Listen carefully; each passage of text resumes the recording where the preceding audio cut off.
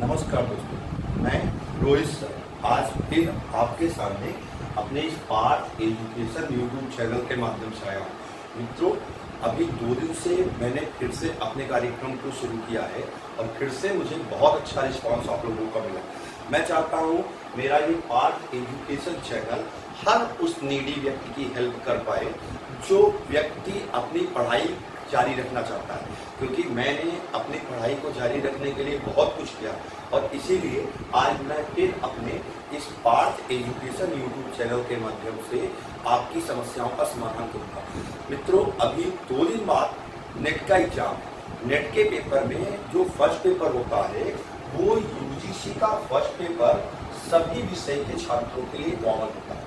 सभी विषय के छात्रों के लिए कॉमन होता है और उसमें मैंने आपको अपने पिछले वीडियो में लॉजिक का वीडियो बताया था, लेकिन वहां पर मैंने आपको इंट्रोडक्शन दिया था। आज फिर मैं आपको जो आपका टॉपिक है लॉजिक, उस टॉपिक से रिलेटेड आगे की चीजें बताता हूँ। लेकिन याद रखिएगा, जो भी लॉजिक के प्रश्न मैं आपको बता रहा हूँ यूजीसी के पेपर में लगभग 100% तक प्रश्न पूछे जाते हैं। आप किसी भी साल उठा के एग्जाम में देख लीजिएगा, इससे रिलेटेड प्रश्न पूछे जाते हैं। आज मैं फिर आपको लॉजिक से संबंधित प्रश्न ही बताने जा रहा हूँ। मित्रों, जब कभी भी आप लॉजिक के प्रश्न करेंगे तो सबसे पहली चीज मैं आपको बता दूं, लॉजिक के प्रश्नों में, किसी भी तरह के प्रश्नों में तर्कवाक्य होते हैं। तर्कवाक्य होते हैं, इन्हें आधार वाक्य भी कहते हैं। तर्कवाक्य या आधार वाक्य जो होते हैं, सबसे पहली चीज हमें उन तर्कवाक्यों और आधार वाक्यों को पहचानना आना चाहिए।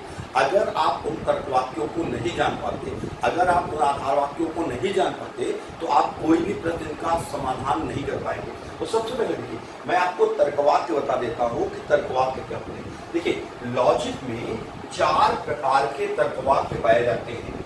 ए, ई, आई, ओ, ये 4 प्रकार के तर्कवाक्य हैं। ए को हम सर्वव्यापी स्वीकारात्मक कहते हैं। सर्वव्यापी स्वीकारात्मक कहते हैं। इंग्लिश में इसके लिए ऑल इज अफर्मेटिव का प्रयोग होता है। तो ये जो हमारा हो जाता है ये सर्वव्यापी स्वीकारात्मक है। ई जो होता है, ई हमारे लिए हो जाता है सर्वव्यापी नकारात्मक। सर्वव्यापी नकारात्मक मतलब ऑल इज नेगेटिव की कंडीशन आती है इसके लिए। ई जो होता है, आई जो होता है, आई अंशव्यापी स्वीकारात्मक होता है। अंशव्यापी स्वीकारात्मक। अंशव्यापी स्वीकारात्मक का मतलब होता है सम इज अफर्मेटिव। और ओ जो होता है ये आपका अंशव्यापी नकारात्मक होता है। अंशव्यापी नकारात्मक का मतलब होता है सम इज नेगेटिव। देखिए, अब सबसे पहले आप पुराने पेपरों को उठाइएगा, यूजीसी के जो भी पेपर हुए, उन यूजीसी के पेपर में यूजीसी ने इनसे प्रश्न पूछे। यूजीसी ने पूछा निम्नलिखित में से कौन सा तर्कवाक्य ई प्रतिज्ञप्ति को व्यक्त करता है।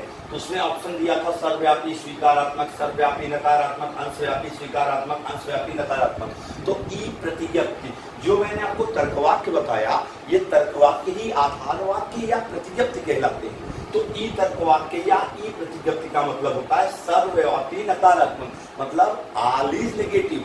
फिर मैं आपको बता दूं, इन 4 तर्कवाक्यों के अलावा कोई भी दूसरे तर्कवाक्य नहीं बनते। पूरे के पूरे लॉजिक के पेपर में केवल 4 तर्कवाक्य है।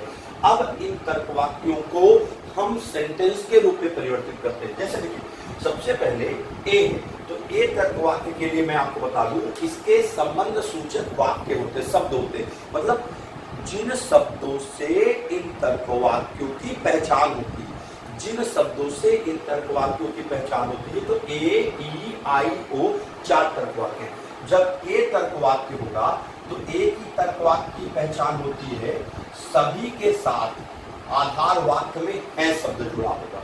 सभी के साथ है, आवश्यक रूप से ये शब्द मिलेगा। इस शब्द को संबंध सूचक शब्द कहते हैं। उसी तरीके से ई तर्कवाक्य है। ई तर्कवाक्य में कोई के साथ नहीं शब्द मिलेगा। कोई के साथ नहीं शब्द मिलेगा। इसी तरह आई तर्कवाक्य में कुछ के साथ है शब्द मिलेगा। और ओ में कुछ के साथ नहीं शब्द मिलेंगे। मित्रों, ये जो मैं आपको सभी में आपको ये शब्द बताए, सभी है, कोई नहीं, कुछ है, कुछ नहीं, ये जो 4 तर्क वाक्यों को मैं आपको ये मैंने शब्द बताए, ये शब्द संबंध सूचक शब्द होते हैं। इन सभी शब्दों को हम संबंध सूचक शब्द कहते हैं। संबंध सूचक का मतलब होता है ये रिलेशन मेंटेनिंग वर्ड होते हैं। रिलेशन मेंटेनिंग का मतलब जिसके आधार पर, अभी मैं आपको दिखा देता हूं, हम तर्क वाक्यों या आधार वाक्यों की पहचान करते हैं और इन्हीं के आधार पर हम तर्क वाक्यों या आधार वाक्यों को स्वीकार करते हैं। तो ये 4 तर्क वाक्य। अब इसमें सबसे पहले जैसे दिया है सभी के साथ है, अगर किसी तर्क वाक्य या आधार वाक्य में सभी के साथ है लगे तो उसे हम एक तर्क वाक्य कहेंगे और वो सर्वव्यापी स्वीकारात्मक तर्क वाक्य होगा। जैसे मैंने कहा सभी कवि दार्शनिक हैं, सभी कवि दार्शनिक हैं। तो मित्रों देखिए, यहाँ सभी कवि दार्शनिक हैं, तो सभी लगा हुआ है, सभी के साथ हैं लगा हुआ है, मतलब ऑल इज अफर्मेटिव है। जब ऑल इज अफर्मेटिव होगा, एक तर्क वाक्य होगा, उसे हिंदी में हम सर्वव्यापी स्वीकारात्मक कहेंगे, जिसकी पहचान होती है सभी के साथ हैं। दूसरा तर्क वाक्य हमारा है जिसमें कोई के साथ नहीं शब्द का प्रयोग होता, ई तर्क वाक्य है सर्वव्यापी नकारात्मक। जैसे मैंने कहा कोई भी कवि दार्शनिक नहीं, कोई भी कवि दार्शनिक नहीं है। तो देखिए, कोई के साथ नहीं लगा है, यहां भी मैंने आपको कोई के साथ नहीं लगा दिया। जिस तर्क वाक्य में कोई के साथ नहीं संबंध सूचक प्रयोग होगा वो सर्वव्यापी नकारात्मक होगा, मतलब ऑल इज नेगेटिव। इसके बाद अंशव्यापी स्वीकारात्मक में कुछ के साथ है होता है, जिसे हम आई तर्क वाक्य कहते हैं। कुछ के साथ है तो कुछ कवि दार्शनिक हैं, कुछ कवि दार्शनिक हैं, तो कुछ के साथ है लगा है, यहां भी आपका कुछ के साथ है लगा है। जब कुछ के साथ है लगता है वो आई तर्क वाक्य होता है, सम इज अफर्मेटिव। उसके बाद ओ तर्क वाक्य, कुछ कवि दार्शनिक नहीं, कुछ कवि दार्शनिक नहीं। यहां देखिए, कुछ के साथ नहीं है, ओ तर्क वाक्य है अंशव्यापी नकारात्मक, सम इज नेगेटिव, कुछ कवि दार्शनिक नहीं। ये देखिए, अब ये हमारे 4 संबंध सूचक शब्द हो गए। 4 प्रकार के तर्क वाक्य ए, ई, आई, ओ हो गए। ए को ऑल इज अफर्मेटिव, ई को ऑल इज नेगेटिव, आई को सम इज अफर्मेटिव, ओ को सम इज नेगेटिव कहा जाता है। इनके आधार पर मैंने आपको आधार वाक्य बनाए, सभी कवि दार्शनिक हैं, जहां पर सभी के साथ है लगा हो। ए तर्क वाक्य, कोई भी कवि दार्शनिक नहीं है, कोई के साथ नहीं लगा हो। ई तर्क वाक्य, कुछ कवि दार्शनिक हैं, कुछ के साथ है लगा हो। आई तर्क वाक्य, कुछ कवि दार्शनिक नहीं है, कुछ के साथ नहीं लगा हो। ओ तर्क वाक्य। फिर आपको बता देता हूं मित्रों, ये तर्क वाक्य जब तक आपको पहचानना नहीं आएगा, आप लॉजिक का कोई क्वेश्चन नहीं कर सकते, क्योंकि ये आधार है। इन्हीं के आधार पर हम लॉजिक के प्रश्नों को सॉल्व करते हैं और यही प्रश्न आगे चलकर आपकी हेल्प करते हैं। अब देखिए, इन प्रश्नों में दूसरी चीज मैं आपको बता देता हूँ। इन तर्क वाक्यों में दूसरी चीज, सबसे महत्वपूर्ण चीज जो मैक्सिमम स्टूडेंट गलत करके आते हैं और एग्जाम में उनके क्वेश्चंस गलत होते हैं, मैं आपको एक बार फिर बताना चाहता हूँ। देखिए, सभी कवि दार्शनिक है। जब एग्जाम में कोई भी तर्क वाक्य दिया रहता है, एक तर्क वाक्य नहीं दिए रहते, एक के बाद दूसरा, दूसरे के बाद तीसरा, तीसरे के बाद चौथा, कभी 2, कभी 3, कभी 4 तर्क वाक्य दिए होते। हर समय उन सभी तर्क वाक्यों में से ध्यान एक देना है कि जो पहला तर्क वाक्य हो, हर समय मेरी बात सुन लीजिए, जो पहला तर्क वाक्य हो, उस पहले तर्क वाक्य का जो सब्जेक्ट और प्रेडिकेट होगा, जिसके हम उद्देश्य और विधेय कहते हैं, सब्जेक्ट और प्रेडिकेट होगा, वो दूसरे तर्क वाक्य में भी सब्जेक्ट और प्रेडिकेट के रूप में कार्य करेगा, तीसरे तर्क वाक्य में भी सब्जेक्ट और प्रेडिकेट के रूप में कार्य करेगा, चौथे तर्क वाक्य में भी सब्जेक्ट और मतलब मेरे कहने का है कि आप किसी भी तर्क वाक्यों में सब्जेक्ट और प्रेडिकेट, उद्देश्य और विधेय का कोई भी चेंजिंग नहीं कर सकते, कोई भी परिवर्तन नहीं कर सकते। जैसे मैं आपको एग्जांपल बताता हूँ, सभी कवि दार्शनिक हैं, ये तर्क वाक्य है। तो यार ये सभी कवि दार्शनिक हैं, ये हमारा आधार वाक्य है। इस आधार वाक्य में पहला शब्द है हमारा कवि। जो पहला तर्क वाक्य होगा उसका पहला शब्द, तो देखिए पहला शब्द हमारा कवि है और सभी कवि दार्शनिक है, तो दूसरा शब्द हमारा है दार्शनिक है।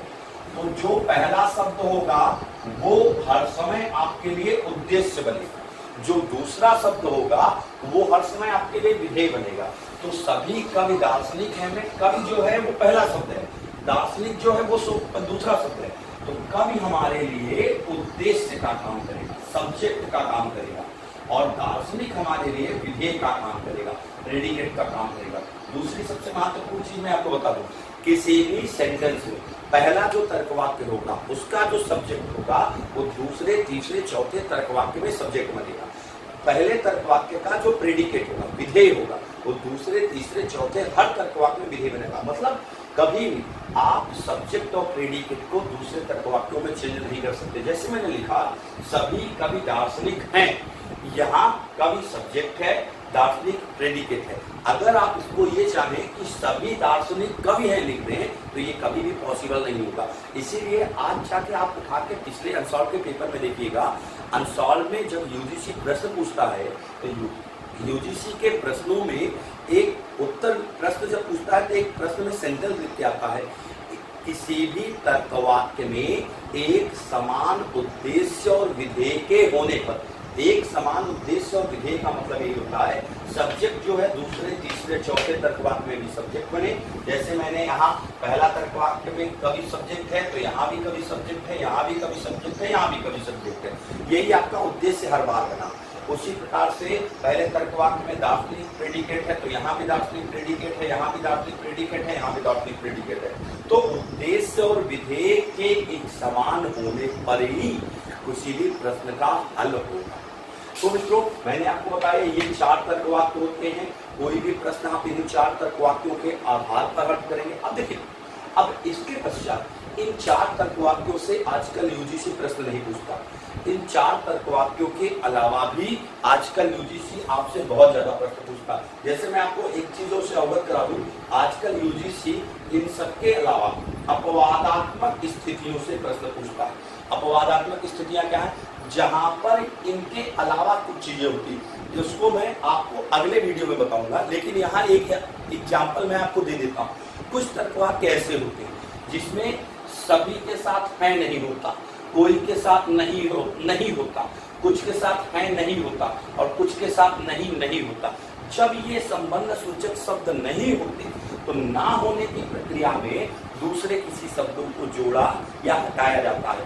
जब उस कंडीशन में हम आते हैं तो हमारी अपवादात्मक स्थिति हो जाती है, और अपवादात्मक स्थिति में हम इन तर्कवाक्यों को परिवर्तित करते हैं। लेकिन फिर एक चीज कि वो तर्कवाक्य परिवर्तित होके या तो ई तर्कवाक्य बनेंगे, या तो ए तर्कवाक्य बनेंगे, या तो आई तर्कवाक्य बनेंगे, या तो ओ तर्कवाक्य बनेंगे। क्यों? क्योंकि लॉजिक में ए, ई, आई, ओ के अलावा कोई तर्कवाक्य नहीं होते। जैसे एक उदाहरण देखिए, मैंने आपको कहा सभी के साथ है लगा हो तो वो तर्कवाक्य बनेगा ए तर्कवाक्य। लेकिन अगर मैंने एक एग्जाम्पल आपको दिया कि सभी धार्मिक ईमानदार नहीं है, सभी धार्मिक ईमानदार नहीं, या मैंने लिखा फूल पत्ते हैं।